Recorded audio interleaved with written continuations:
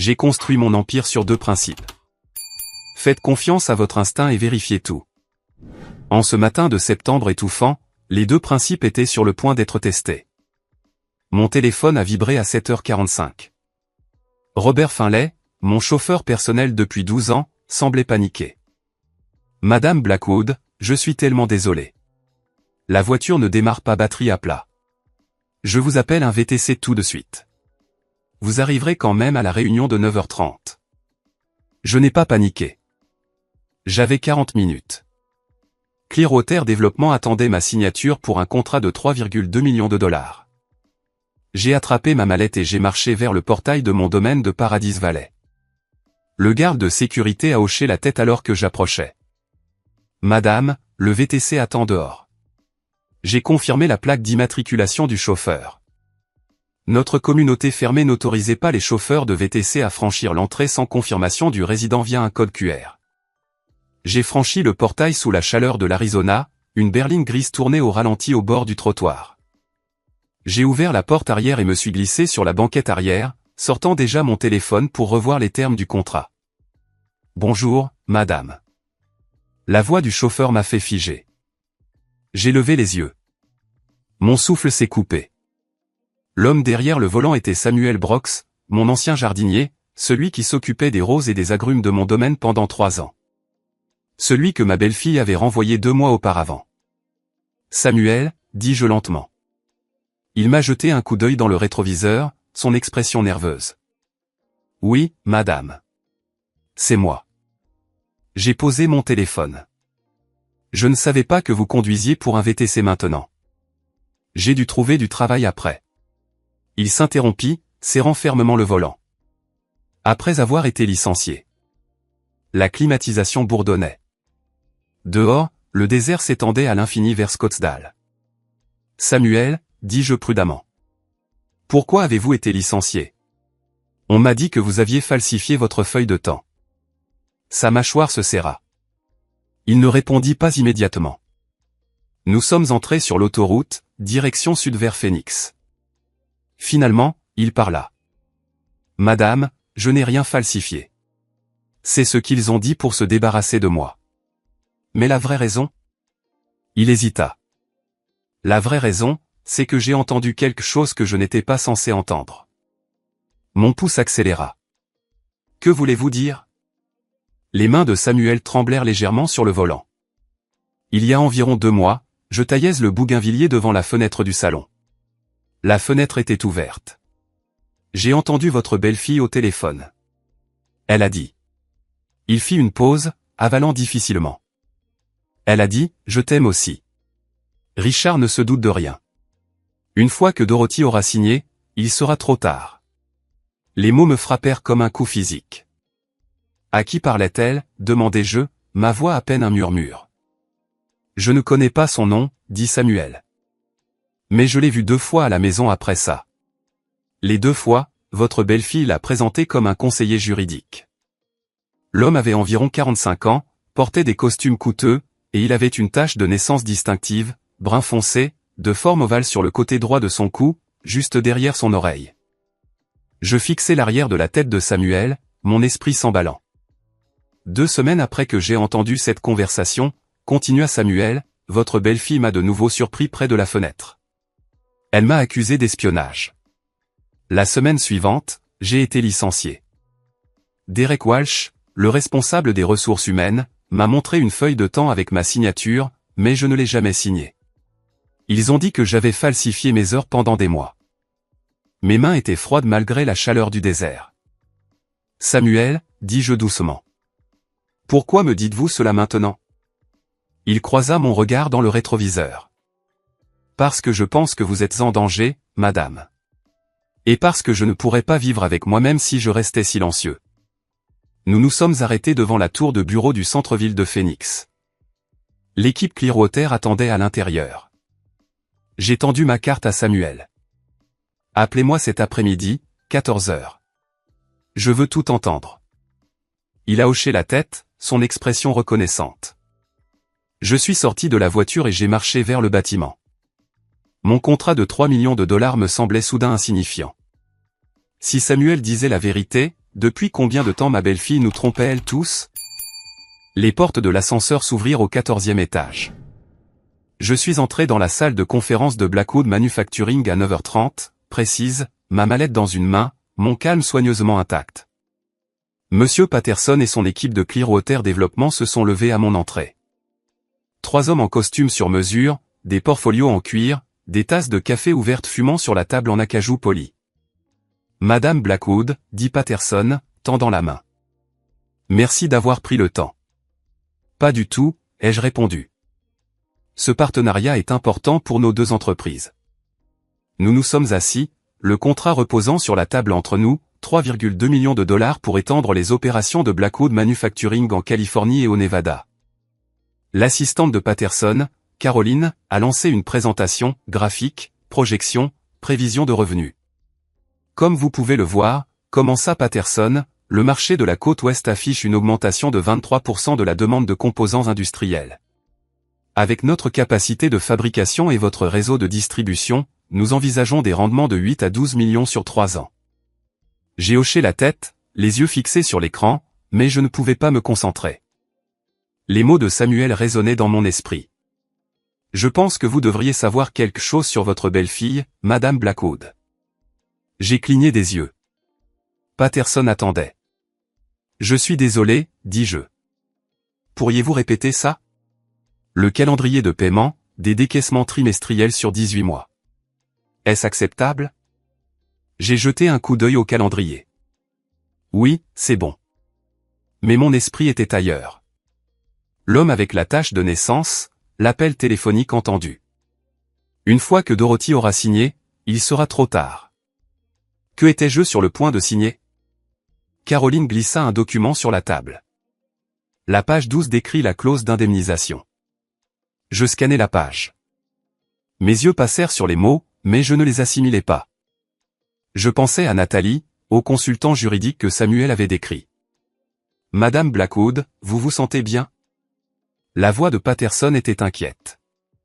J'ai redressé mes épaules. Je vais bien. Juste une longue matinée. Nous avons discuté de la responsabilité, de l'assurance, des calendriers de livraison.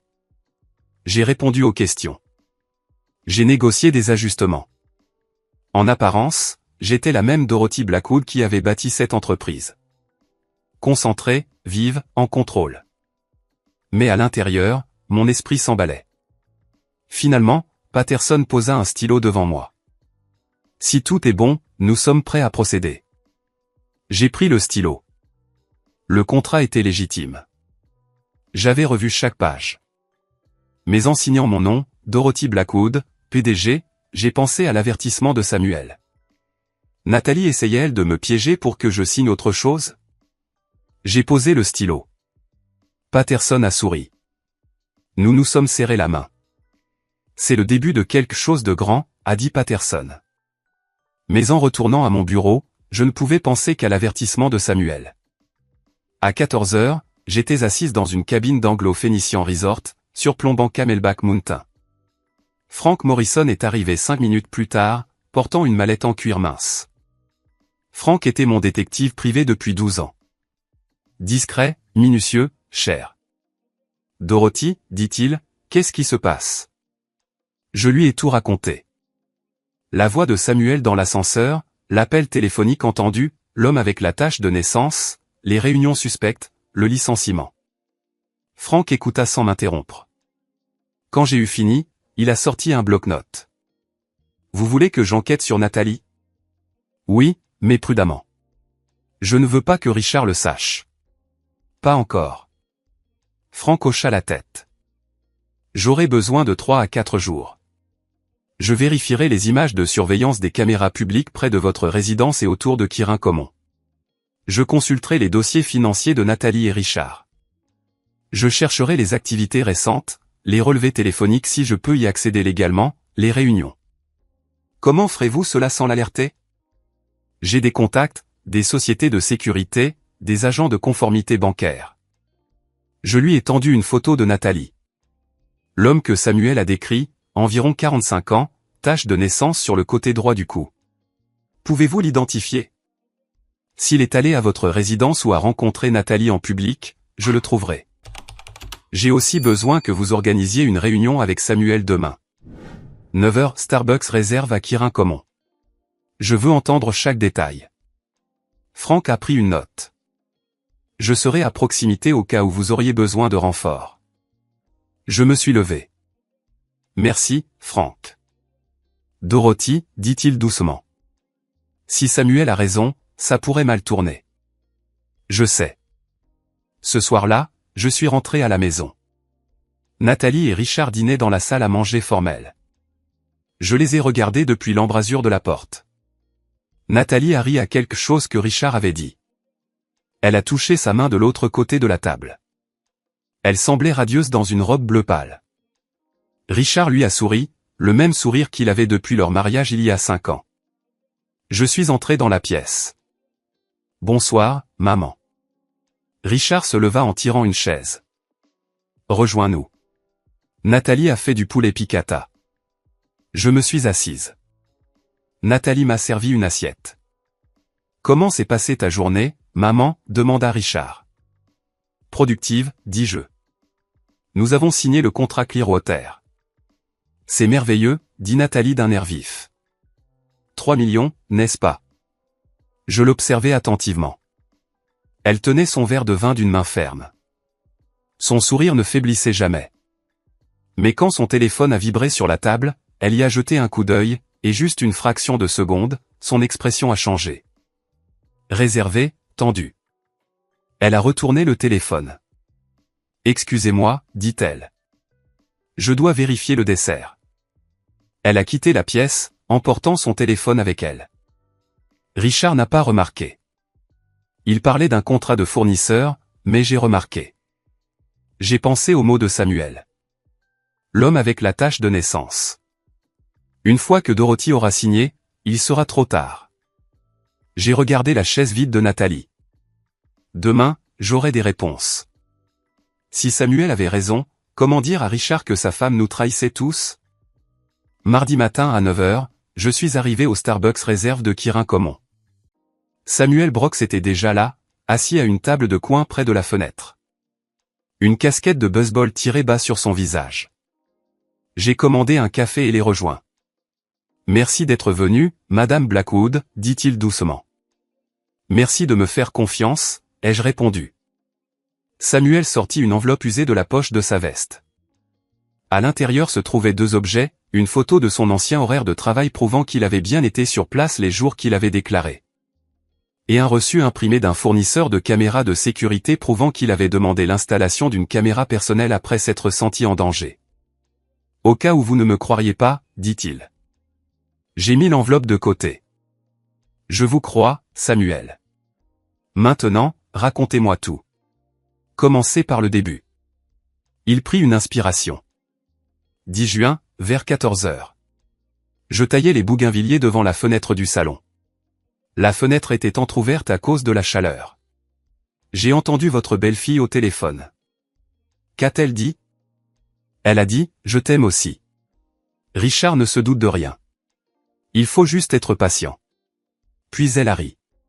Ce n'était pas la façon dont elle parle à Monsieur Richard. Mon estomac s'est serré. 17 juin. Un homme est venu à la maison. Votre belle-fille me l'a présenté comme un conseiller juridique. Ils sont allés dans le bureau pendant environ 1 heure. Quand ils sont sortis, elle l'a raccompagné à sa voiture. J'arrosais les plantes de l'allée. Je les ai vus debout, proches. Trop proches. Décrivez-le. Environ 45 ans, grand, peut-être un M85, costume gris, chaussures chères, cheveux foncés commençant à grisonner aux tempes, et il avait une tache de naissance brun foncé de forme ovale, de la taille d'une pièce de 25 cents, ici. Samuel toucha le côté droit de son cou juste derrière son oreille. Quand il a tourné la tête au soleil, c'était très visible. J'ai pris une note mentale. Franck aurait besoin de cette description. 24 juin, le même homme est revenu. Cette fois, il a apporté un portfolio en cuir avec un logo dessus. Je l'ai reconnu. C'était le logo de Blackwood Manufacturing. Mon sang se glaça. Vous dites qu'il travaille pour mon entreprise. Je crois que oui, madame. Je n'ai pas vu son nom, mais le portfolio venait certainement de votre bureau. Samuel continua. 8 juillet, je travaillais près du Poulaos. Je les ai entendus parler sur la terrasse. L'homme a dit quelque chose sur la procuration et le transfert d'actifs. Votre belle-fille a dit, une fois que Dorothy aura signé, nous aurons tout. J'ai serré le bord de la table. 15 juillet. Votre belle-fille m'a surpris près de la fenêtre. Elle m'a accusé d'espionnage. J'ai essayé d'expliquer que je travaillais juste, mais elle avait l'air en colère, effrayée. Et puis le 8 août, Derek Walsh m'a appelé à son bureau. Il m'a montré une feuille de temps avec ma signature, mais je ne l'ai jamais signée. Il a dit que j'avais falsifié mes heures pendant des mois. J'ai essayé d'expliquer, mais il m'a coupé la parole. Il a dit que j'étais licencié immédiatement. La sécurité m'a escorté dehors. La voix de Samuel se brisa légèrement. J'ai perdu mon emploi, mes revenus. Je n'ai pas pu trouver de travail pendant 6 semaines à cause du licenciement sur mon dossier. C'est pourquoi je conduis pour VTC maintenant. J'ai tendu la main à travers la table et j'ai serré la sienne. Je suis tellement désolé, Samuel. Vous disiez la vérité et vous avez été puni pour ça. Il leva les yeux larmoyants. Vous me croyez, madame? Oui, et je vais découvrir qui est cet homme. S'il travaille pour mon entreprise, je le saurai d'ici la fin de la semaine. Samuel expira, le soulagement inondant son visage. Je me suis levé. Rentrez chez vous, Samuel. Restez en sécurité. Je vous appellerai quand j'aurai des réponses. En marchant vers ma voiture, j'ai sorti mon téléphone et j'ai appelé Frank Morrison. Frank, j'ai besoin que tu vérifies tous les employés masculins de Blackwood Manufacturing, âgés de 40 à 50 ans. Cherche quiconque a une tache de naissance proéminente sur le côté droit du cou, et recoupe avec quiconque a eu des contacts récents avec Nathalie. La voix de Frank était sombre. Je m'en occupe. J'ai raccroché et j'ai fixé le ciel d'Arizona. Quelqu'un au sein de ma propre entreprise aidait ma belle-fille à me voler, et j'allais découvrir qui. Frank Morrison est arrivé à mon bureau à domicile à exactement 17 h le mercredi soir. J'ai regardé l'horloge pendant 20 minutes, incapable de me concentrer sur autre chose. Vous l'avez trouvé, dis-je alors qu'il s'installait sur la chaise en face de mon bureau. Il a ouvert sa mallette et a sorti une photographie, un portrait professionnel de nos dossiers d'employés. Environ 45 ans, sourire confiant, bien soigné, et là, visible même sur la photo, la tache de naissance sur le côté droit de son cou. Marcus Donovan, 43 ans, votre directeur financier, 8 ans chez Blackwood Manufacturing. J'ai fixé la photo. Marcus, notre directeur financier, l'homme que j'avais promu 2 fois.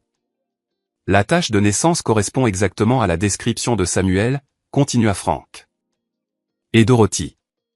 Marcus et Richard sont meilleurs amis depuis 15 ans. Université d'Arizona, même promotion. Richard l'a personnellement recommandé pour le poste de directeur financier. Mes mains étaient froides. Richard l'a recommandé? Oui. Les dossiers des RH montrent que Richard s'est porté garant pour lui. L'a qualifié de digne de confiance, brillant avec les chiffres.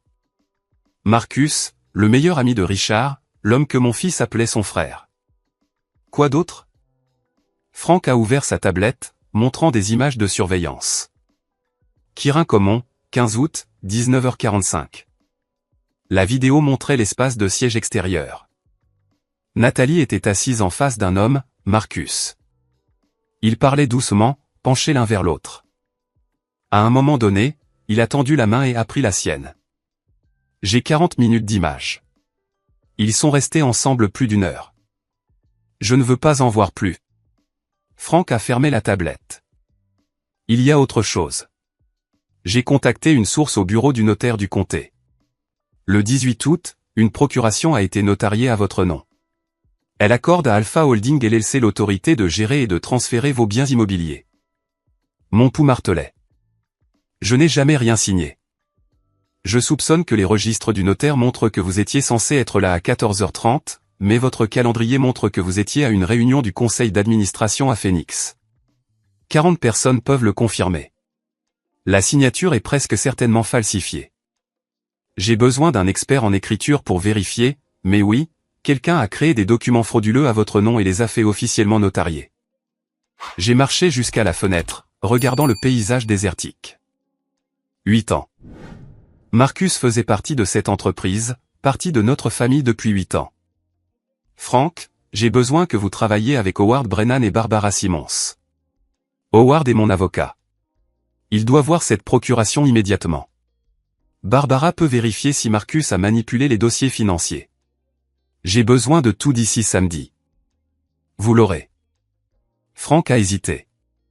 Quand le direz-vous à Richard? Quand j'aurai toutes les preuves. Quand il n'y aura plus de doute. Parce que dire à mon fils que son meilleur ami et sa femme conspirent contre nous. Je me suis arrêté, la gorge serrée. Ça va le détruire. Après le départ de Frank, je suis resté seul alors que le crépuscule s'installait. Mes yeux ont dérivé vers la bibliothèque où se trouvaient des photos de famille. Là, dans un cadre argenté, Richard et Marcus en toge de fin d'études il y a 15 ans, les bras autour des épaules l'un de l'autre, souriant à la caméra. J'ai pris le cadre, étudiant le visage de Marcus. Avait-il planifié cela même à l'époque, où la trahison était-elle venue plus tard, une opportunité à laquelle il n'avait pas pu résister? Marcus, l'homme que mon fils appelle son frère, l'homme à qui j'avais confié nos finances. Comment as-tu pu? J'ai reposé le cadre, la photo de l'employé était toujours sur mon bureau. Le sourire confiant de Marcus se moquant de moi. Demain, je rencontrerai Howard et Barbara. Nous construirions un dossier en béton.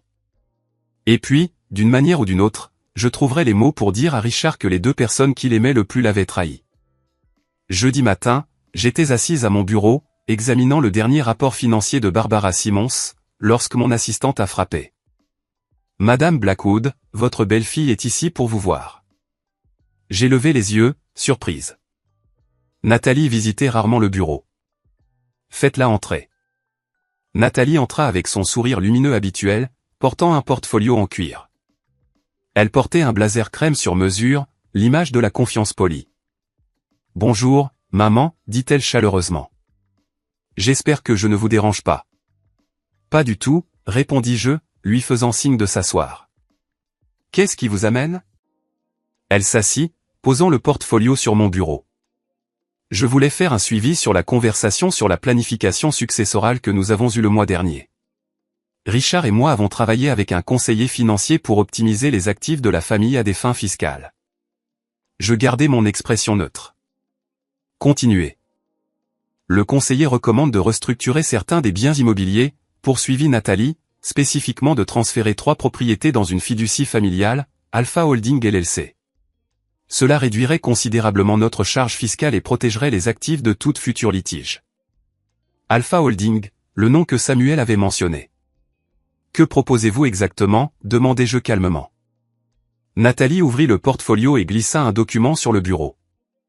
Ceci est un formulaire de vérification d'actifs. La banque l'exige pour finaliser la mise en place de la fiducie et approuver une ligne de crédit garantie par les propriétés.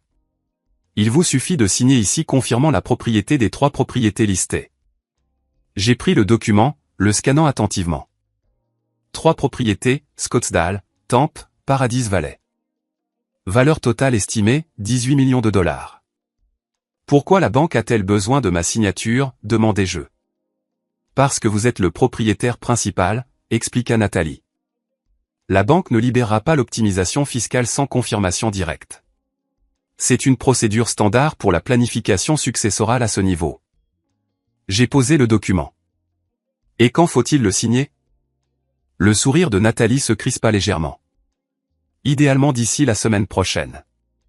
La date limite pour les impôts approche, et si nous la manquons, nous perdrons la fenêtre d'optimisation pour cet exercice fiscal. Je me suis penché en arrière sur ma chaise. Je voudrais que Howard Brennan examine ceci avant que je ne signe quoi que ce soit. L'expression de Nathalie vacilla un instant. Bien sûr, mais maman, ce n'est vraiment qu'une formalité. Richard et moi avons déjà tout examiné avec le conseiller. Howard vous dira la même chose. J'en suis sûr, dis-je. Mais je ne signe pas de documents financiers sans avis juridique. Vous comprenez? Nathalie se leva, son sourire fermement en place. Absolument. Je vous laisse ça. Faites-moi juste savoir quand vous aurez eu l'occasion de l'examiner avec Howard. Elle laissa le portfolio sur mon bureau et sortit. Au moment où la porte se referma, j'ai pris mon téléphone et j'ai appelé Howard Brennan. Howard, j'ai besoin de toi dans mon bureau maintenant. 30 minutes plus tard, Howard était assis en face de moi. Le document était étalé sur le bureau entre nous. Ce n'est pas un formulaire de planification successorale, dit Howard sèchement. C'est une vérification d'actifs pour un prêt garanti. Si vous signez ça, vous confirmez qu'Alpha Holding LLC a l'autorité d'utiliser ses propriétés comme garantie pour une ligne de crédit de 15 millions de dollars. Mon estomac se glaça. Et si Alpha Holding fait défaut, vous perdez les propriétés. Je fixai la ligne de signature où Nathalie avait placé un petit onglet jaune. L'avertissement de Samuel résonna dans mon esprit. Une fois que Dorothy aura signé, il sera trop tard. Howard, dis-je doucement. J'ai besoin que vous enquêtiez sur Alpha Holding LLC. Je dois savoir qui en est propriétaire, quand elle a été enregistrée et qui a eu accès au compte. Howard hocha la tête. J'aurai des réponses demain. J'ai regardé par la fenêtre la skyline de Phoenix. Nathalie était désespérée. Elle avait peur que je découvre, ce qui signifiait que je manquais de temps. Samedi matin à 10 heures, mon bureau à domicile ressemblait à une salle de guerre. Frank Morrison, Howard Brennan et Barbara Simmons étaient assis autour de mon bureau, dossiers et ordinateurs portables étalés devant nous. Commençons par ce que nous savons, dis-je. Frank a ouvert sa tablette. Les images de Kirin Common sont définitives. 15 août, 92 minutes ensemble à 20h17. Marcus a embrassé Nathalie. Intime, pas amical. Ils se sont tenus la main tout le temps. Il sortit d'autres documents. 6 réunions sur 3 mois, café, hôtel, toujours quand Richard travaillait ou voyageait. Et j'ai un enregistrement audio du 20 août, l'appel téléphonique de Nathalie. Elle dit « Je t'aime aussi, Marcus ».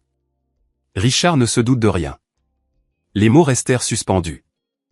Barbara secoua la tête. Howard, mon avocat, ouvrit son dossier. La procuration du 18 août est falsifiée.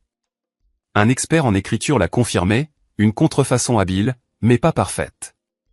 Votre calendrier montre que vous étiez à une réunion du conseil d'administration avec 40 témoins lorsque vous avez soi-disant visité le notaire. Il sortit un autre document. Alpha Holding LLC a été enregistré le 1er août. Marcus Donovan en est le gérant, bien que son nom soit dissimulé via un cabinet d'avocats tiers.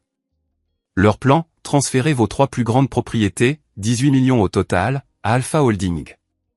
Ensuite, les utiliser comme garantie pour des prêts. Ils extrairaient les fonds propres en vous laissant avec des actifs sans valeur. Barbara, ma directrice financière adjointe, sembla sombre. Marcus a transféré 200 000 $ des réserves de l'entreprise vers son compte personnel sur 4 mois, déguisé en frais de conseil juridique, mais le cabinet n'existe pas. C'est une coquille vide qu'il a créée. Elle continua, Derek Walsh et les RH ont modifié les dossiers de licenciement de Samuel Brooks. L'original montrait que Samuel avait été licencié à la demande directe de Nathalie sans enquête. Derek l'a modifié pour le faire paraître légitime. Je me suis levé et j'ai marché jusqu'à la fenêtre. Quelque part dehors, Richard vaquait à son samedi, ignorant que sa femme et son meilleur ami détruisaient tout. Alors, nous avons des preuves vidéo, des confirmations audio, des preuves de détournement de fonds, des documents falsifiés et une conspiration pour voler 8 millions de dollars, dis-je en me retournant. Quelle est notre prochaine action, Oracle? Howard se pencha en avant. Accusation criminelle, fraude, faux, détournement de fonds. Marcus risque 5 à 7 ans. Nathalie 3 à 5 ans comme complice. Ou régler ça en privé. Les forcer à partir sous menace de poursuite. Plus propre, plus rapide, protège Richard d'un procès public. L'option privée. À quoi ça ressemble? Frank a présenté un calendrier. Demain soir, dites tout à Richard. Montrez-lui les preuves. Puis confrontez Marcus et Nathalie ensemble. Donnez-leur le choix, partir discrètement ou faire face à des accusations. Lundi matin, geler les comptes de Marcus, licencier Derek Walsh, déposer un dossier pour annuler la procuration frauduleuse. Et Nathalie, préparer les papiers de divorce. Pas de règlement, pas d'actifs. Elle part avec rien. Je les ai regardés. Frank, Howard, Barbara. Des gens loyaux envers moi depuis des années, qui avaient travaillé sans relâche pour découvrir la vérité. Demain soir, 20h. Je le dis d'abord à Richard, seul, avant toute autre chose. Après leur départ, je me suis assis, entouré de preuves de trahison. Mes yeux ont trouvé une photographie sur la bibliothèque. Richard, à 7 ans, souriant à pleines dents, tenant un trophée de débat. Si fier, si innocent. J'ai fait confiance à mon instinct quand Samuel est venu me voir. J'avais tout vérifié, exactement comme j'avais bâti ma carrière. Et maintenant j'avais la vérité. La vérité avait un prix terrible. Demain soir, je briserai le cœur de mon fils pour sauver son avenir. Dimanche soir, 18h, 2 heures avant l'arrivée de Richard. 2 heures avant que je ne brise le monde de mon fils, j'étais assis seul dans mon bureau, l'album photo en cuir ouvert sur mes genoux. Ce soir, j'avais besoin de me souvenir pourquoi ça allait faire si mal. La première photographie, Richard et Marcus il y a 15 ans, jour de remise des diplômes à l'université d'Arizona. Tous deux en toge bleue, toques inclinés avec des airs arrogants, bras autour des épaules l'un de l'autre. Le sourire de Richard était large et fier. Marcus avait l'air presque timide, comme s'il n'en croyait pas sa chance. Je me suis souvenu de ce jour. Les parents de Marcus étaient décédés 2 ans auparavant. Il avait fait ses études grâce à des bourses et des emplois à temps partiel, complètement seul. Quand la cérémonie s'est terminée, il se tenait à l'écart des autres diplômés célébrant avec leur famille. Alors, je me suis approché et je l'ai serré dans mes bras. Tu l'as fait. Tes parents seraient si fiers. Ils m'avaient regardé avec une telle gratitude. Merci, Madame Blackwood, de me traiter comme de la famille. Et je l'avais fait. À partir de ce jour, Marcus faisait partie de nos vies. J'ai tourné la page. Dîner de Noël il y a 10 ans, la longue table dressée avec de la porcelaine et des bougies. Richard et Marcus riant aux extrémités opposées. Marcus avait apporté du vin, m'avait aidé à cuisiner, raconté des histoires sur son cabinet comptable. Avant de partir ce soir-là, il m'a serré dans ses bras. Merci pour ça. Je n'ai nulle part ailleurs où aller pour les fêtes. Vous avez été comme une deuxième mère pour moi. Comme une deuxième mère. J'avais brillé de ça. J'avais été si heureuse de lui donner ce qu'il avait perdu. Une autre page. La photo de mariage il y a 5 ans. Richard en smoking. Nathalie en blanc. Marcus comme témoin d'honneur. Sa main sur l'épaule de Richard. Tous deux souriants. J'entendais encore le toast du dîner de répétition de Richard. Marcus n'est pas seulement mon meilleur ami. C'est le frère que je n'ai jamais eu. Je ne peux pas imaginer ma vie sans lui. Les invités avaient applaudi. Marcus avait semblé sincèrement ému. Tout cela n'était-il qu'un mensonge, ou quelque chose avait-il changé? Marcus avait-il planifié cela depuis le début, ou la trahison était-elle venue plus tard quand il avait vu une opportunité? J'ai fermé l'album et je l'ai mis de côté. Il y a 8 ans, quand mon directeur financier a pris sa retraite, j'ai proposé le poste à Marcus. Il s'était avéré brillant, il avait mérité la promotion. Richard avait été ravi. Tu vois, maman, je t'avais dit que Marcus était spécial. Spécial. Assez spécial pour falsifier ma signature. Assez spécial pour voler 200 000 $. Assez spécial pour séduire la femme de mon fils. Le coucher de soleil du désert peignait le ciel d'orange et de violet à travers ma fenêtre. Magnifique et rude comme tout en Arizona. Dans 2 heures, Richard s'assiérait ici et je lui dirais que sa femme avait une liaison avec son meilleur ami. Que ensemble ils avaient prévu de voler 18 millions de $. Que les 2 personnes qu'il aimait le plus l'avaient trahi pendant des mois. Mon fils serait dévasté 2 fois. Non seulement une femme infidèle, mais son frère. L'homme en qui il avait eu confiance depuis l'université. L'homme qui s'était tenu à ses côtés à son mariage. J'ai sorti mon journal du bureau et j'ai écrit, parfois, aimer son enfant signifie lui dire la vérité qui lui fera du mal. Cela signifie faire confiance qu'il est assez fort pour guérir. Cela signifie choisir son avenir plutôt que son bonheur présent. Richard était fort. Il avait hérité de ma résilience. Il survivrait à ça. Il reconstruirait. Mais d'abord, il devait savoir. J'ai appelé le numéro de Richard. Il a répondu joyeusement. Salut, maman. Quoi de neuf? Richard, peux-tu venir à la maison ce soir vers 20h? Juste toi. J'ai besoin de te parler seul. Une pause. Tout va bien? Je vais bien, mais il y a quelque chose d'important dont nous devons discuter. Dois-je m'inquiéter? Oui, tu devrais être terrifié. Viens juste à 20h, ma chérie.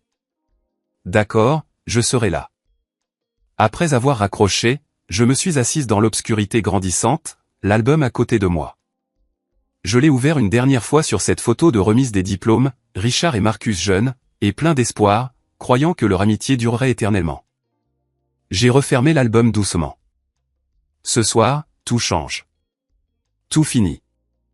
Je suis désolé, Richard. Je suis désolé que Marcus se soit avéré être quelqu'un en qui nous ne pouvions pas avoir confiance, mais je ne le laisserai pas te détruire. Même si te dire la vérité te brise le cœur. Si vous êtes toujours là, dites-moi dans les commentaires si, à ma place, au bord d'une vérité qui pourrait briser le cœur de votre enfant, vous lui diriez tout ou resteriez silencieux pour le protéger. Et veuillez noter que la prochaine partie de cette histoire contient des éléments dramatisés à des fins de réflexion et de narration. Si vous ne souhaitez pas continuer, vous êtes libre d'arrêter de regarder ici. Richard est arrivé à exactement 20h. Quand j'ai ouvert la porte, son visage était tendu d'inquiétude. « Maman, qu'est-ce qui se passe? » Entre. Parlons dans le salon. Je l'ai conduit dans le petit salon privé et j'ai fermé la porte. Assieds-toi, Richard. J'ai quelque chose de difficile à te dire. Il s'assit sur le canapé, me regardant attentivement. Tu me fais peur. Tu te souviens de Samuel Brooks? Il s'occupait de nos jardins. Le type qui s'est fait virer pour avoir falsifié des feuilles de temps. C'est ce que Nathalie nous a dit. Mais Richard. Samuel n'a pas été viré pour fraude. Il a été viré parce qu'il a découvert quelque chose que Nathalie ne voulait pas que quiconque sache.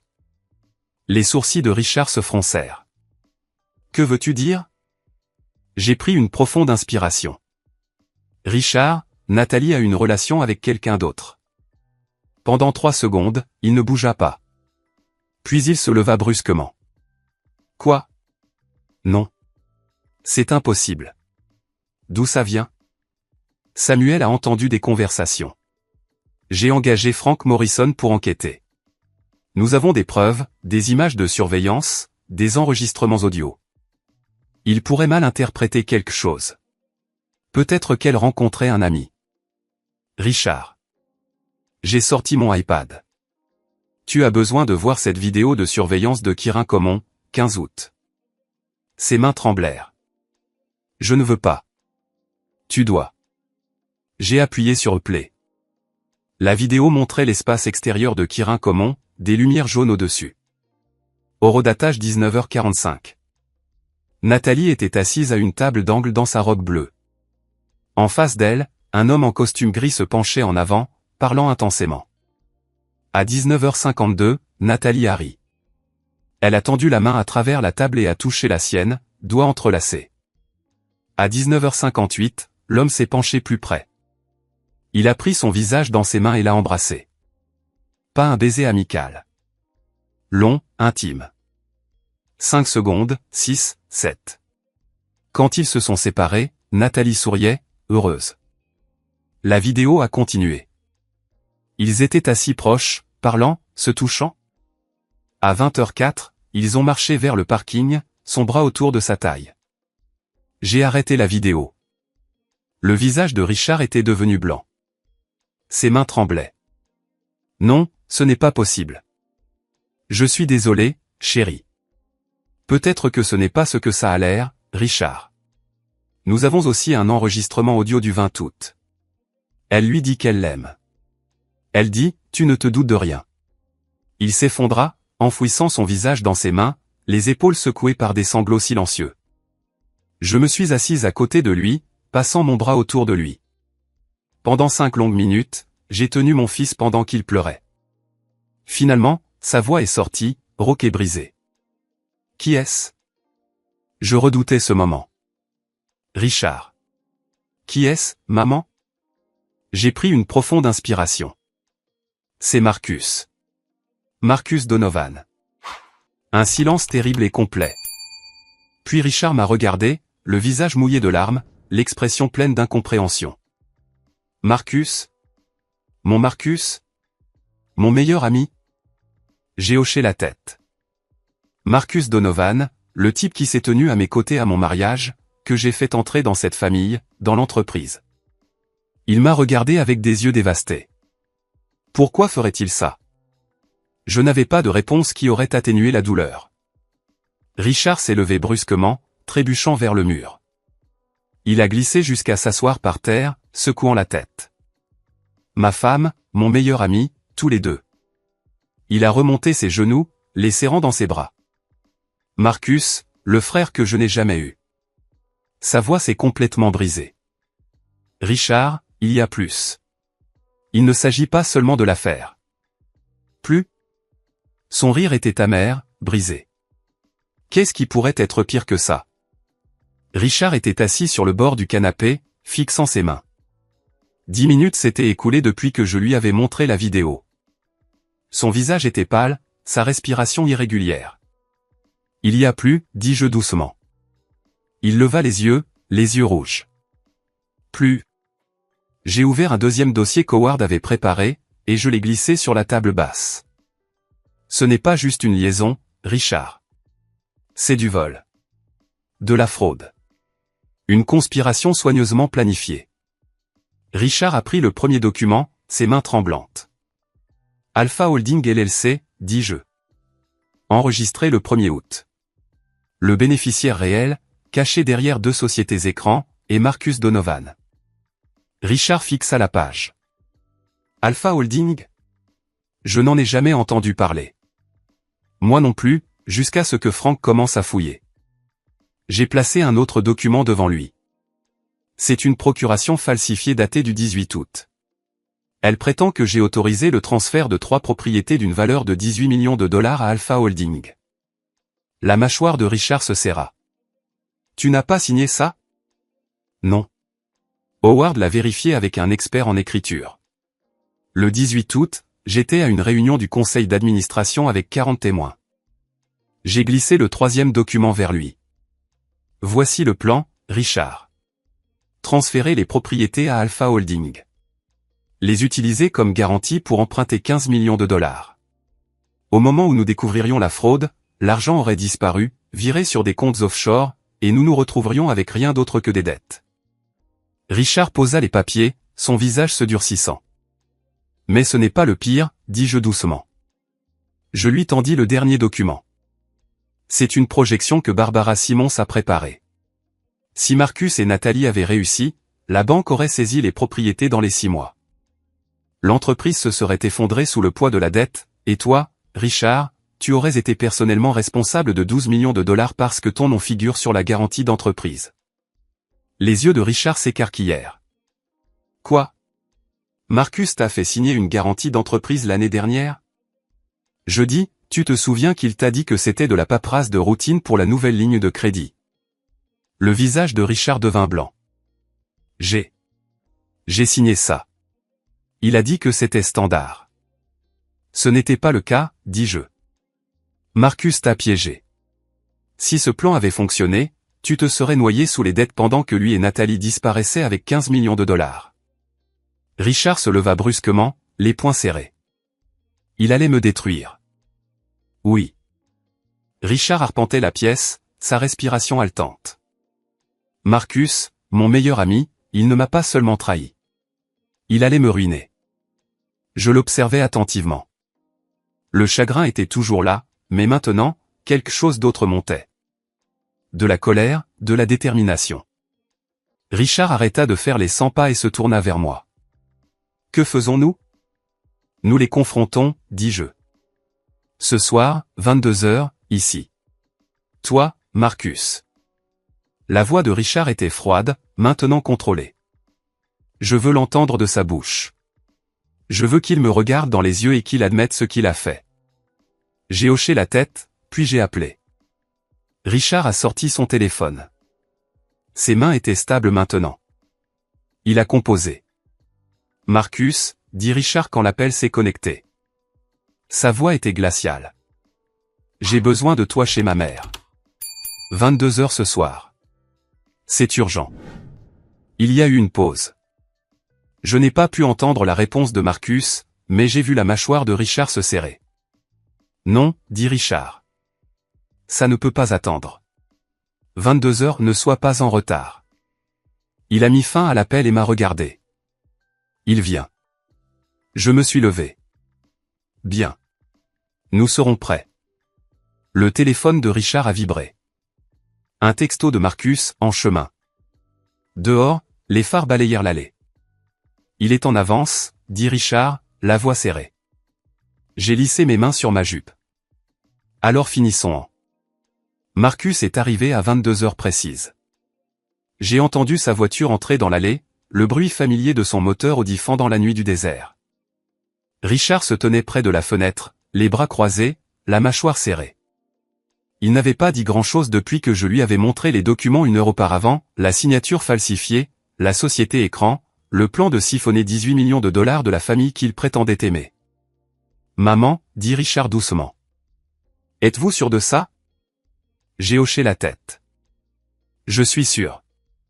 La sonnette a retenti. Frank Morrison, debout juste devant le bureau, m'a fait un petit signe de tête. Il était avec moi depuis 12 ans, et ce soir, il allait porter le coup de grâce. J'ai ouvert la porte moi-même. Marcus se tenait là en polo bleu marine et pantalon kaki, tenant une bouteille de vin, l'un des chers crus de Napa. Il en apportait toujours quand il venait nous rendre visite.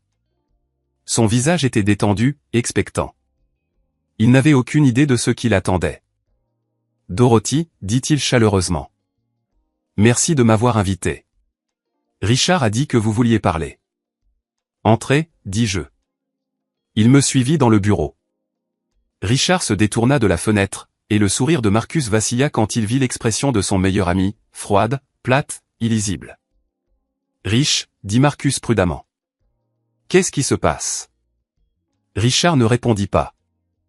Il fouilla dans la poche de sa veste et sortit son téléphone. Il le posa sur le bureau, tapota l'écran et le tourna vers Marcus. La vidéo a joué. Elle était granuleuse, prise de l'autre côté d'un parking, mais les silhouettes étaient inimitables. Marcus et Nathalie debout entre deux voitures à Kiran Common. L'horodatage indiquait le 15 août, 19h58.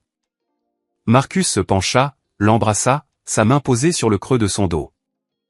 Nathalie sourit, dit quelque chose, et Marcus rit. La vidéo se termina. Marcus fixa l'écran, son visage se vidant de ses couleurs. Puis il leva les yeux vers Richard, et pour la première fois en 15 ans d'amitié, je vis la peur dans ses yeux. Rich, je ne me mens pas, dit Richard, sa voix calme et dure. Marcus expira lentement. Il posa la bouteille de vin sur la table d'appoint, se frotta le visage des deux mains, et finit par hocher la tête. D'accord, dit-il. D'accord. Oui, Nathalie et moi, nous nous voyons. Ça a commencé il y a environ 1 an. Je sais que c'était mal. Je sais que je t'ai trahi, mais Rich, tu dois comprendre, elle est venue me voir. Elle était seule. Tu travaillais toujours en voyage, et elle a juste. Arrête, dit Richard. Marcus s'arrêta. Richard me regarda. Je m'avançai, posant un dossier manie sur le bureau. Il ne s'agit pas seulement de l'affaire, Marcus, dis-je. Il s'agit de ce que tu as fait à mon entreprise, à ma famille. Marcus fronça les sourcils. De quoi parlez-vous? J'ai ouvert le dossier. À l'intérieur se trouvaient des relevés bancaires, des documents de constitution et une procuration falsifiée portant ma signature. Alpha Holding LLC, dis-je. Enregistré au Delaware le 1er août. Vous êtes désigné comme membre gérant. L'entreprise a été créée pour détenir 3 propriétés d'une valeur de 18 millions de dollars. Des propriétés que vous comptez voler en falsifiant ma signature sur une procuration. Les yeux de Marcus s'écarquillèrent. C'est pas vrai. Je ne sais pas ce que votre. Ne m'insultez pas, dis-je froidement. J'ai des preuves. Frank Morrison entra dans la pièce. Il portait une tablette et un petit enregistreur qu'il posa sur le bureau avec un soin délibéré. « Bonjour, Marcus, dit Frank. » Sa voix était calme, professionnelle. « Nous nous sommes déjà rencontrés à la fête de fin d'année de l'entreprise en décembre dernier.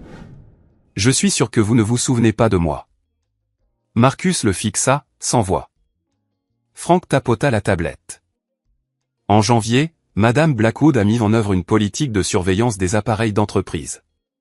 Tous les cadres ont signé l'accusé de réception, vous y compris. La politique permet à l'entreprise de surveiller l'activité sur les ordinateurs portables fournis par l'entreprise à des fins de conformité et de sécurité. Il tourna la tablette vers Marcus. Sur l'écran se trouvait un journal de connexion horodaté et détaillé. Votre ordinateur portable, continua Frank, a enregistré chaque frappe lorsque vous avez accédé à un compte de messagerie anonyme le 10 juillet. Ce compte a été utilisé pour autoriser un transfert de $50 000 des réserves juridiques de Blackwood Manufacturing à Blue Horizon Legal Service, une société écran enregistrée sous le nom de votre cousin au Delaware. Marcus ouvrit la bouche, mais aucun mot n'en sortit. Frank tapota à nouveau l'écran. Le 23 juillet, vous avez autorisé un autre versement de $75 000. Le 5 août, encore $75 000. Total, $200 000. L'argent a été acheminé via Blue Horizon vers Alpha Holding, puis transféré vers un compte offshore aux îles Caïmans. Nous avons gelé les comptes vendredi, ai-je dit. Le tribunal a émis une ordonnance de restriction temporaire sur la base des preuves recueillies par Frank. Vous ne verrez pas un centime de cet argent, Marcus. Le visage de Marcus s'effondra. Il s'affaissa sur la chaise, la tête dans les mains. Je t'ai fait confiance, dit Richard, la voix brisée. Tu étais mon meilleur ami, mon frère, et tu as essayé de nous détruire. Marcus leva les yeux, des larmes coulant sur son visage. Rich, je suis désolé. Je suis tellement désolé. Je n'ai jamais voulu que ça aille si loin. J'ai juste. Vous avez deux choix, dis-je.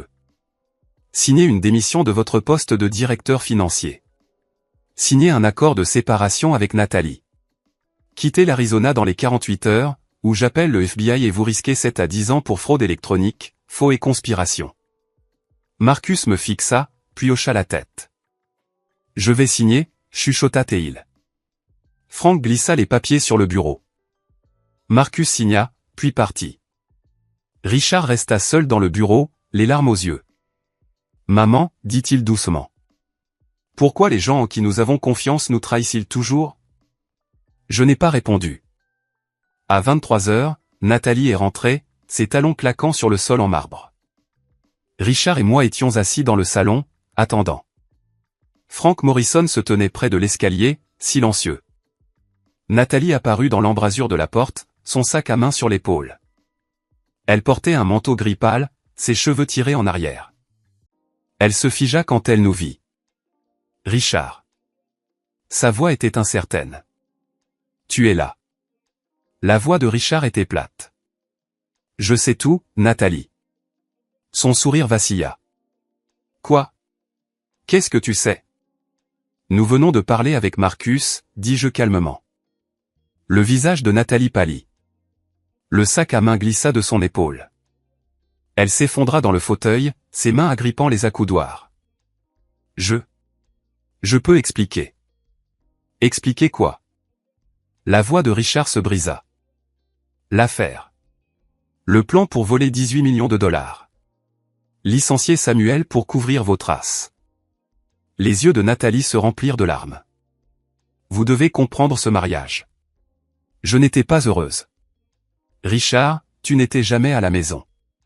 C'était toujours le travail. Je me sentais invisible. Alors, tu as choisi de me détruire, dit Richard amèrement. Nathalie secoua la tête. Non, ce n'était pas comme ça. Marcus, il me comprenait. Il écoutait. Et puis il m'a parlé du plan. Il a dit que nous pourrions être ensemble. Il a dit que nous pourrions avoir un avenir. Alors, tu blâmes Marcus? La voix de Richard monta. Nathalie sanglotait. Il ne m'a pas forcé, mais il a fait en sorte que ça paraisse si facile. Il a dit que Dorothy ne le remarquerait jamais. Il a dit que l'entreprise avait tellement d'argent que personne ne s'apercevrait de la perte de quelques propriétés. Je me penchai en avant. Tu ne pensais pas que ça ferait de mal à qui que ce soit, Nathalie? Tu as conspiré pour falsifier ma signature. Tu as créé une entreprise frauduleuse. Tu as renvoyé un homme innocent. Tu as menti à mon fils pendant des mois. Nathalie me regarda, la panique dans les yeux. S'il vous plaît, maman. Je suis désolé. J'ai fait une terrible erreur. Mais s'il vous plaît, ne me détruisez pas. Je posai un chèque sur la table basse. 50 000 $. Nathalie le fixa. Puis quelque chose changea dans son expression. De la colère. 50 000 $, dit-elle sèchement. C'est tout après 7 ans de mariage? Après 7 ans de mensonges, corrigea Richard froidement.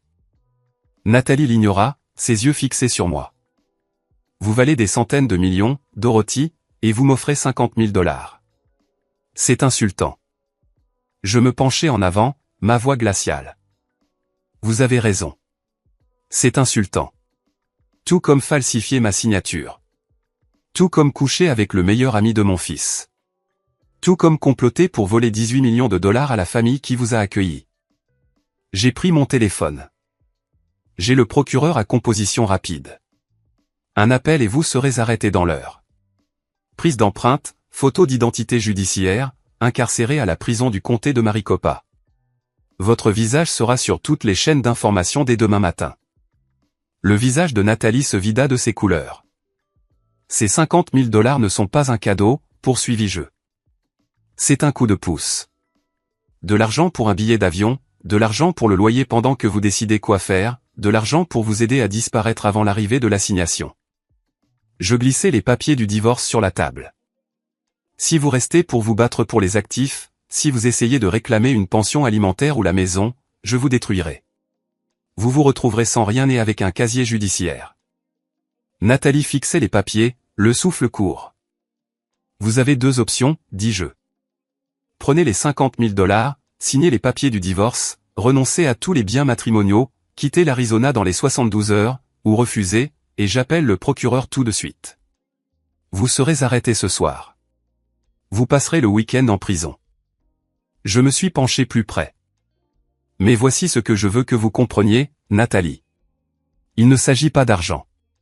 Il ne s'agissait jamais d'argent. Il s'agit d'honneur. Il s'agit d'intégrité. Il s'agit du genre de personne que vous choisissez d'être quand personne ne regarde. J'ai fait une pause, laissant les mots s'imprégner. Vous avez choisi la tromperie. Vous avez choisi l'avidité. Vous avez choisi la trahison. Et ces choix ont des conséquences. Mon fils méritait mieux que vous. Il méritait l'honnêteté. Il méritait la loyauté. Il méritait une partenaire qui se tiendrait à ses côtés, pas quelqu'un qui le vendrait pour de l'argent, et un homme qui n'a jamais été digne de l'un ou l'autre de vous. Les mains de Nathalie tremblèrent alors qu'elle prenait le stylo. Des larmes tombèrent sur les pages alors qu'elle signait. J'ai placé le chèque devant elle. C'est votre dernière chance, Nathalie. Utilisez-la sagement. Elle se leva, serrant le chèque et les papiers. Elle ne regarda pas Richard. Elle ne me regarda pas. Elle marcha vers la porte, c'est pas incertain. Nathalie, ai-je appelé. Elle s'arrêta, le dos tourné vers nous. 72 heures, dis-je. Si vous êtes toujours en Arizona après cela, je vous ferai arrêter. Comprenez-vous? Elle hocha la tête sans se retourner. Puis elle ouvrit la porte et disparut dans la nuit. La pièce était silencieuse, sauf la respiration de Richard. Il s'assit lentement, la tête dans ses mains. Maman, j'ai l'impression d'avoir tout perdu. J'ai passé mon bras autour de ses épaules. Non, mon fils. Tu m'as toujours. Tu as toujours cette famille et tu as toujours ton intégrité. C'est plus que Nathalie n'aura jamais. Il s'appuya contre moi, son corps tremblant. Dehors, la nuit du désert s'étirait à l'infini. La bataille était terminée, mais les blessures prendraient du temps à guérir. Le lundi matin est arrivé avec la clarté fragile d'un lever de soleil dans le désert. À 9 heures, je suis entré dans le bureau de Howard Brennan, au centre-ville de Phoenix. La salle de conférence était prête. Papier de divorce, documents de démission et 2 enveloppes scellées contenant des chèques de règlement. Howard s'est levé à mon entrée. Tout est préparé, Dorothy. Nathalie est dans la salle d'attente. J'ai hoché la tête. Commençons. Nathalie est entrée un instant plus tard. Son visage était pâle, ses yeux rouges et gonflés. Elle s'est assise en face de moi sans un mot. Howard a glissé les documents sur la table. Mademoiselle Prescott, voici les papiers du divorce. Vous renoncerez à tous les biens matrimoniaux. Ce deuxième document est un accord de non-contact. Vous ne pouvez pas contacter Richard Blackwood, Dorothy Blackwood ou tout membre de la famille Blackwood. La violation de cet accord entraînera des poursuites pénales immédiates pour fraude et conspiration. Nathalie a pris le stylo, sa main tremblante. Elle a signé chaque page sans les lire. J'ai posé l'enveloppe sur la table. 50 000 $. Utilisez-le pour construire une vie meilleure. Ne le gaspillez pas. Nathalie a levé les yeux, des larmes coulant sur ses joues. Merci, Madame Blackwood. Je suis désolé. J'ai soutenu son regard. Vous avez fait vos choix, Nathalie. Maintenant, vous devez vivre avec. Elle s'est levée, serrant l'enveloppe, et est partie sans se retourner. À 10 heures, Marcus est arrivé. Il portait un costume, son expression était réservée. Il s'est assis sur la même chaise que Nathalie avait occupée une heure plus tôt. Howard a répété le processus. Monsieur Donovan, ceci est votre démission de votre poste de directeur financier de Blackwood Manufacturing. Vous ne recevrez aucune indemnité de départ. Vous pouvez récupérer vos effets personnels au bureau aujourd'hui. Ce deuxième document est un accord de non-contact avec les mêmes termes que celui de Mademoiselle Prescott. Marcus a signé rapidement, la mâchoire serrée. Howard a continué, vos comptes bancaires resteront gelés jusqu'à ce que l'affaire Alpha Holding soit résolue. Le tribunal déterminera la restitution pour les 200 000 $ que vous avez détournés. Marcus n'a rien dit. Je me suis penché en avant.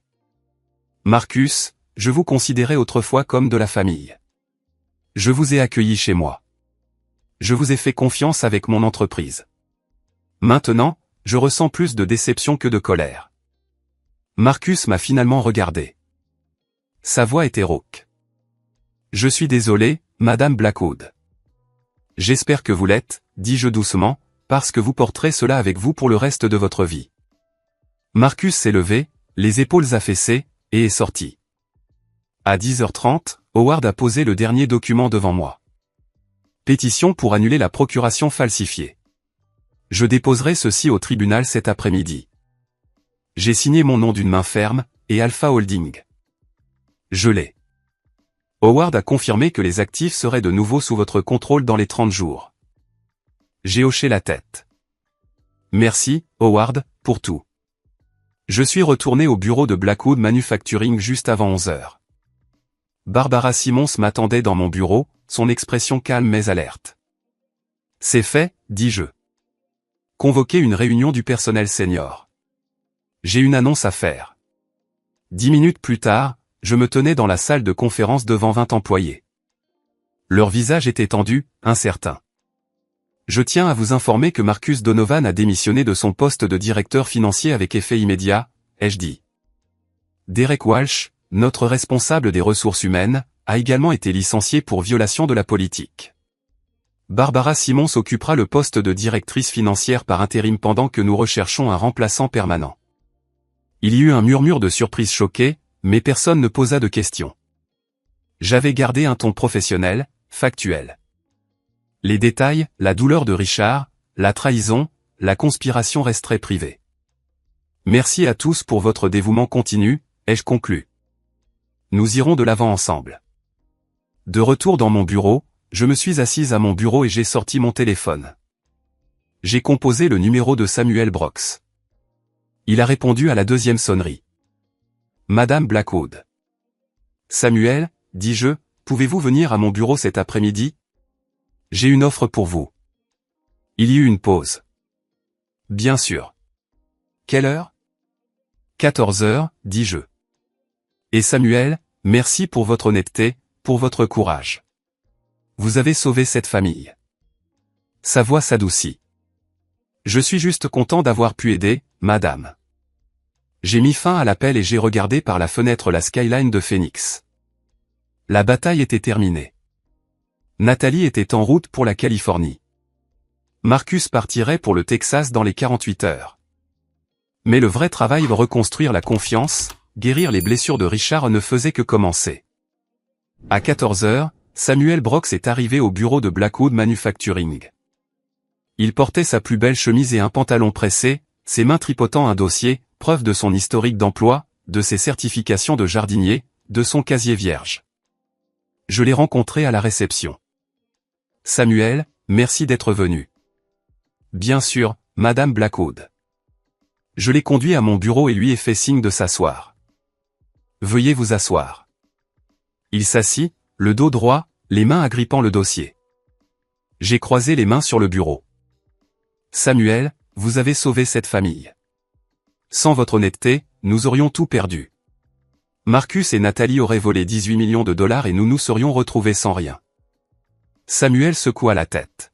« Je faisais juste ce qui était juste, madame. C'est exactement pourquoi vous êtes ici. » Je glissai un dossier sur le bureau. « Je vous offre un poste de gestionnaire immobilier.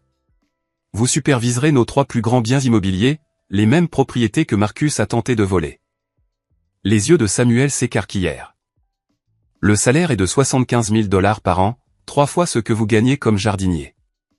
Vous recevrez également une prime de 20 000 dollars en compensation de votre licenciement injustifié. Assurance maladie complète pour votre famille, médicale, dentaire, visuelle, congés payés, plan de retraite. Vous commencez lundi prochain. » Samuel fixa les papiers, ses mains tremblantes. Des larmes lui montèrent aux yeux.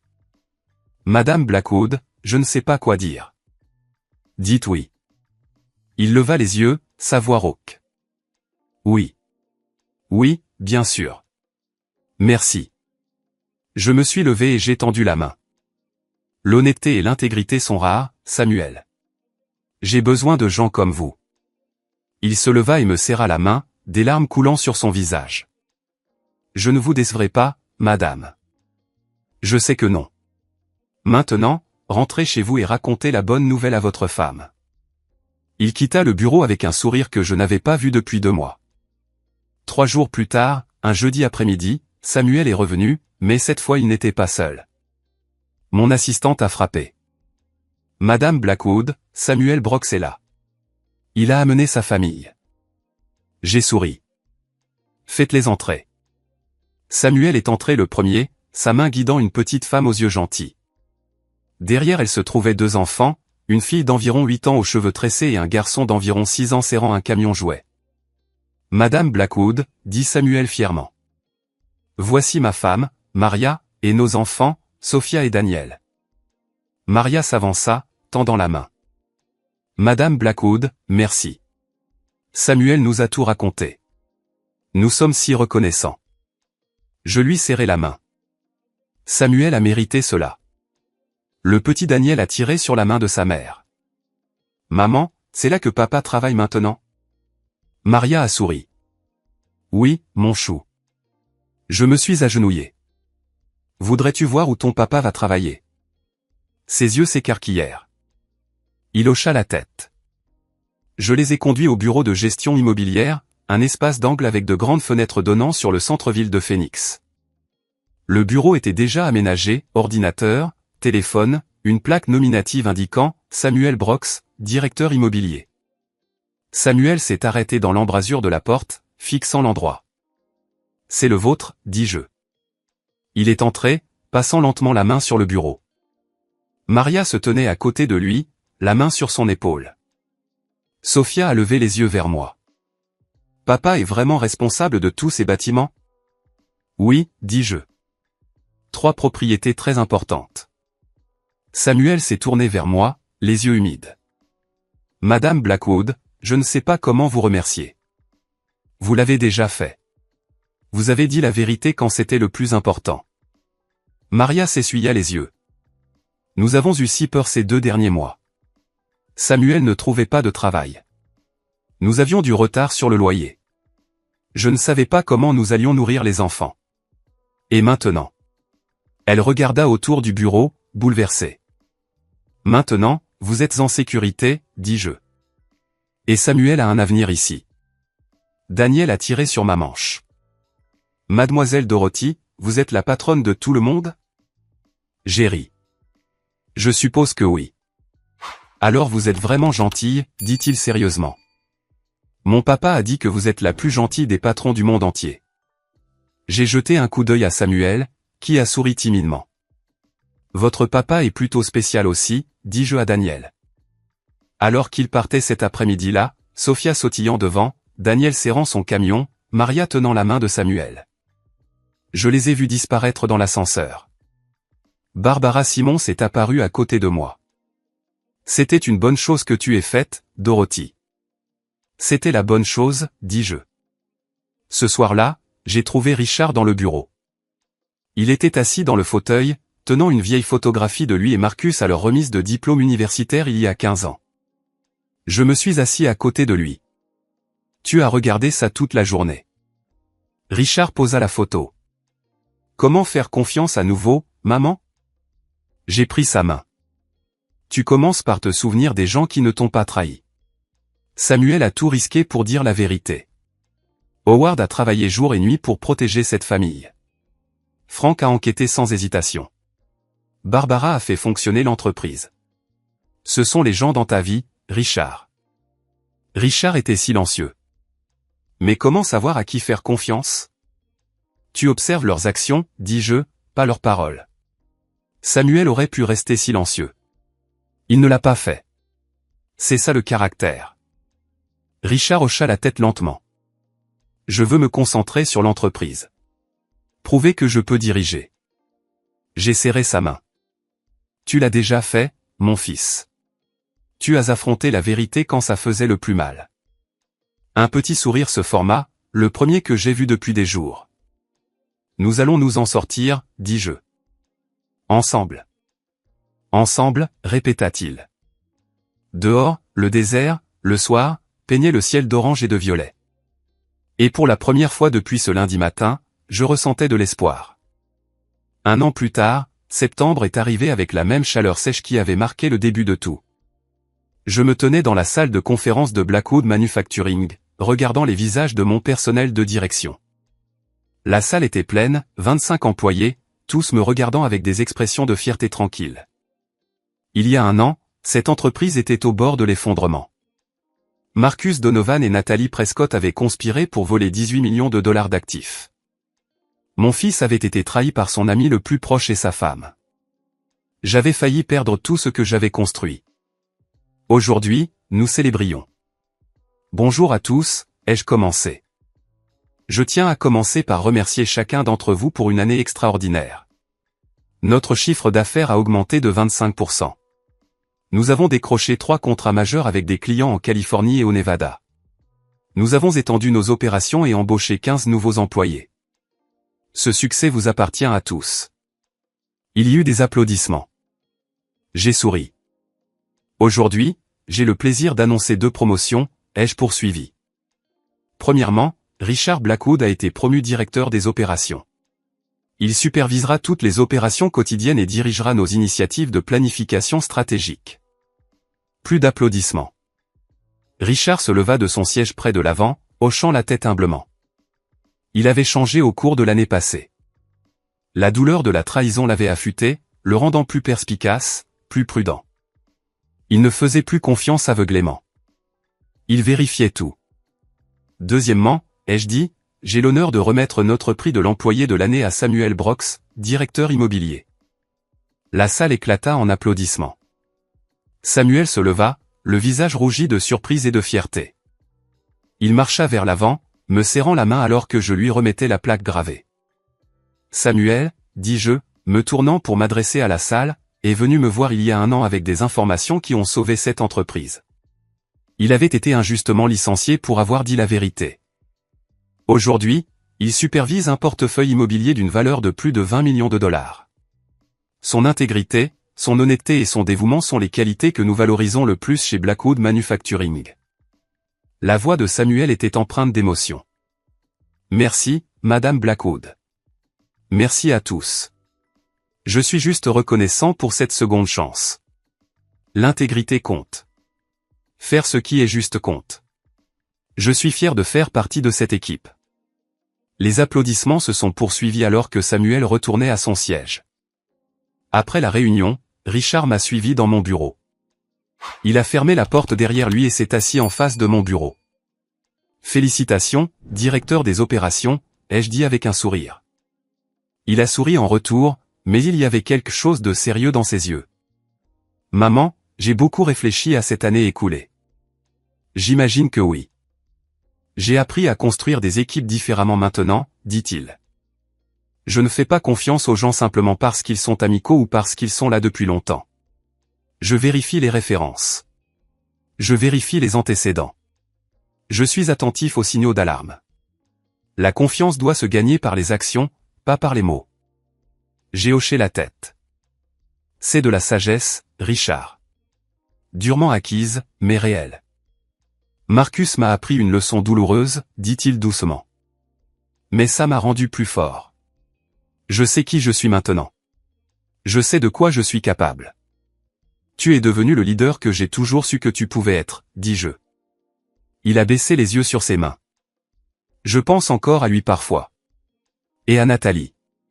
Mais il ne me manque pas. Ce qui me manque, ce sont les versions d'eux que je pensais qu'ils étaient. Ils ont fait leur choix, dis-je. Et nous avons fait les nôtres. Nous avons choisi l'honnêteté. Nous avons choisi l'intégrité. Et regarde où nous en sommes maintenant. Richard hocha la tête. Je suis fier de ce que nous avons construit. Moi aussi. Après le départ de Richard, je me suis assise seule dans mon bureau, regardant la skyline de Phoenix. Barbara Simmons était devenue l'une de nos dirigeantes les plus fiables. Howard Brennan continuait à nous servir de conseiller juridique. Frank Morrison s'occupait toujours des enquêtes sensibles si nécessaire. Samuel Brox avait dépassé toutes les attentes. Les bonnes personnes étaient restées. Les mauvaises étaient parties. J'ai repensé à ce lundi matin il y a 1 an. Le trajet en VTC.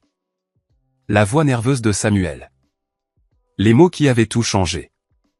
Madame Blackwood, je pense que vous devriez savoir quelque chose sur votre belle-fille. J'avais bâti mon empire sur 2 principes. Faire confiance à son instinct et tout vérifier. Aujourd'hui, je savais que j'avais eu raison.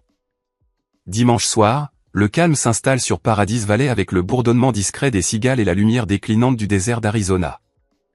Je suis assise à mon bureau dans le bureau, le même bureau où j'ai planifié la confrontation avec Marcus et Nathalie il y a 1 an. Ce soir, la pièce semble différente, paisible. J'ouvre mon journal en cuir et je débouche mon stylo. 15 septembre, 1 an depuis le début de la crise. Richard est devenu un homme que je reconnais à peine, plus fort, plus sage, plus prudent. Il ne cherche plus de relations amoureuses. Il dit qu'il est complet par lui-même, qu'il a besoin de se prouver qu'il peut diriger sans avoir besoin de quelqu'un d'autre pour le valider. Je suis fier de lui. La douleur lui a appris ce que le confort n'aurait jamais pu. Je fais une pause, regardant par la fenêtre le ciel qui s'assombrit. Samuel Brox a tout risqué pour dire la vérité. Il a perdu son emploi, ses revenus, son sentiment de sécurité. Aujourd'hui, il est directeur immobilier, supervisant un portefeuille d'une valeur de 20 millions de dollars. Sa famille est stable. Son intégrité n'a jamais faibli. Je suis reconnaissante chaque jour qu'il soit monté dans ce VTC et m'ait dit ce qu'il savait. Je tourne la page. Quant à Marcus et Nathalie, je ne suis plus en colère. Je ne ressens que de la pitié. Ils ont choisi le gain à court terme plutôt que l'intégrité à long terme. Ils pensaient pouvoir construire une vie sur des mensonges et du vol. Maintenant, Marcus est au Texas, occupant un poste de comptable de niveau intermédiaire. Nathalie est en Californie, seule. Ils ont perdu tout ce qui comptait, la confiance, la famille, le respect. Je leur pardonne. Pas pour eux, mais pour moi. La colère est un poids que je n'ai pas besoin de porter. Je regarde la photographie sur mon bureau. Ce n'était pas l'ancien portrait de famille avec Richard, Nathalie et Marcus. Celui-là avait été décroché il y a des mois. Cette photographie est nouvelle. Prise au pique-nique d'été de l'entreprise il y a 3 mois. Elle me montrait, Richard, Samuel, Maria, la femme de Samuel, et leurs 2 jeunes enfants, Sophia, 8 ans, et Daniel, 6 ans. Nous sourions tous, debout sous un ciel gris de mousson, des assiettes en carton de barbecue à la main. La famille, ce n'est pas seulement le sang, pensais-je. C'est la loyauté. C'est l'amour. C'est se tenir ensemble quand tout s'effondre. La sonnette a retenti. J'ai fermé le journal et j'ai marché vers la porte d'entrée. Richard se tenait sur le porche, vêtu de manière décontractée d'un jean et d'une chemise boutonnée. « Maman », dit-il avec un sourire. Samuel nous a invités à dîner chez lui. Maria a fait des tamales. J'ai souri en retour. Ça a l'air merveilleux. Richard est entré, son expression devenant sérieuse. Je veux te remercier, maman, de m'avoir appris que la vérité fait toujours mal, mais qu'elle est meilleure qu'un doux mensonge. J'ai détesté apprendre ce que Marcus et Nathalie avaient fait, mais tu m'as forcé à y faire face, et ça m'a sauvé. J'ai tendu la main et j'ai serré la sienne. Tu as appris à la dure, mais tu as appris. Oui, dit-il doucement. Et je vous suis reconnaissant, à vous, à Samuel. À tous ceux qui nous ont soutenus. Moi aussi, dis-je. Nous sommes allés à la voiture ensemble tandis que Richard nous conduisait à travers les rues calmes de Paradis Valley vers la maison de Samuel. J'ai pensé à l'année passée, à la trahison, à la confrontation, aux batailles juridiques, à la douleur, mais aussi au rétablissement, aux promotions, aux récompenses, à la loyauté de gens comme Samuel, Barbara, Howard et Frank. Richard m'avait demandé une fois, comment faire confiance à nouveau? La réponse, je le réalise maintenant, n'était pas d'arrêter de faire confiance. C'était de faire confiance sagement, de vérifier, d'observer les actions, pas seulement les mots, de valoriser l'intégrité avant tout, et de se souvenir que la confiance ne consiste pas à ne jamais être blessé. C'est de savoir qui se tiendra toujours à vos côtés quand la douleur viendra. Et alors que la nuit du désert tombait sur Paradis Valley, Dorothy Blackwood ferma son journal, sachant que la trahison avait testé sa famille, mais ne pouvait pas les vaincre. Parce qu'au final, la confiance ne consiste pas à ne jamais être blessé. C'est de savoir qui se tiendra toujours à vos côtés quand la douleur viendra. En repensant à tout ce qui s'est passé, je réalise à quel point j'ai failli perdre non seulement ma fortune, mais mon fils. Les histoires de drames familiaux comme la mienne nous apprennent que la trahison vient souvent de ceux en qui nous avons le plus confiance. Je veux partager cela avec vous. Ne soyez pas comme moi. Ne faites pas confiance aveuglément, même si quelqu'un fait partie de votre famille depuis 15 ans. What I'm saying to him, I really comment out. It wasn't weird or anything, but after a while, he goes, "Do I make you uncomfortable?" And I was like, "Bro, I don't know what you're even saying." It's so, I bless him. It's like a toddler who's like chatting shit, and you're just looking like, "Oh, okay, buddy." And he's got his little toy sword, and no. Do I make you uncomfortable? I'm like, I don't know who the fuck you are, bro. I think you're an NPC, to be honest. And he, you know, and then Cabbage banned him afterwards because apparently in her chat after she left, she was just chatting shit. Precious. Yeah. It's just weirdos, man. Someone on TT... someone on TikTok posted a video about recipe vids, and the comment section is full of people like, I'm vegan, I don't like beans. That... Fucking assholes. I'll never get when Cabbage slipped into my DMs. Oh, dear Lord. I live in Canada. The C word is very bad, but I've been around more UKers and Irish. Yeah. Some people get so upset with the C word. Unless you're using it negatively... I call some of my friends, you cheeky little cunt. Like, you know, it is, I'm sorry, but it is what it is. It's not... People out that word is like, I don't know, what's that spell in Harry Potter which kills people? With this music as well? I remember that one guy you raided, I gave him a follow. Which guy?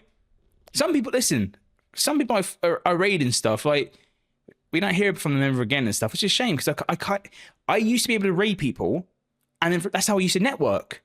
Cabbage, etc. You know, other people with like me and, oh, cool, how you doing? How's your streaming going? You know, I try and support other streamers if I can, like Occam and Tote, what's up, G? Occam, Ruby, ND Guardian, etc. Even Firemorph and whatnot.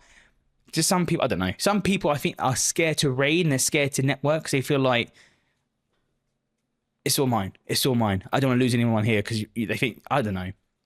As a streamer, of course I get insecure at times. You're thinking, oh shit, people are going to leave me. If someone's going to leave you, let them leave. They don't want to fuck with you. Fine. You don't want to hold on to someone who doesn't want to be there. Do you know how tiring that is to hold on to someone who doesn't want to be with you? Don't force it, man. And that goes for life. You're Dutch? Yeah, did you not tell? Yep, we were playing horror games. Ah, okay. Women cannot catch a break. Yeah. How do you think I feel? I get objectified all the time. Nada, would you like tea? No, I couldn't even finish the other one. I haven't finished my cookie yet. And the chocolate fell apart. It melted in my hands. What are we looking at? Many people comment stuff that the video isn't even about. Luckily, on my TikTok, my posts I post now, like, everyone's pretty cool. Especially on TikTok now. They seem to like me on TikTok. Oh my God. I was telling Tay the other day, obviously no spoilers as to what we're playing, but Tay is going to be front row on Saturday, the 2nd of May, from 9 p.m. for the speech, etc., but also for the game that we're playing to end the stream. And I hope to God it works. One of my streamer friends, she showed me how to work around, because it is technically banned on Twitch. Technically. The other ones aren't, but this one is, and you can't get it on Steam. But don't worry. I'll figure a way of playing it with you guys. Don't you worry. So where are we now? Right, let's get going in the game. Is my Pokemon Max Evolve or what? I don't know. I don't recognize half of them. Oh, is that Nicole's Pokemon? Nicole's Pokemon's going to be wicked once it evolves. Okay, darling. There we go. Let's go. I love Melvin's Pokemon. What's Melvin's one? Oh my God. Did Sahan's Magikarp evolved into a Gyarados? Oh my God. TikTok Nada's there. Where else is there? Faith is Geodude. Some of them got some good ones. Where's my one? Where is he? Yeah, Nadareem. I'm not typing, so I'm not leveling up. Shit, that's fucked up. All right, cool. Mine is only a Combusken now. I don't know what the hell that is, but if you're happy, I'm happy. And if you're not happy, speak to my my general manager, Alessia. She'll take all your complaints and yeah, fight. Imagine you can get them to fight each other. It'd be like illegal cockfighting, man. All right, can we please play a game now, guys? Jesus Christ.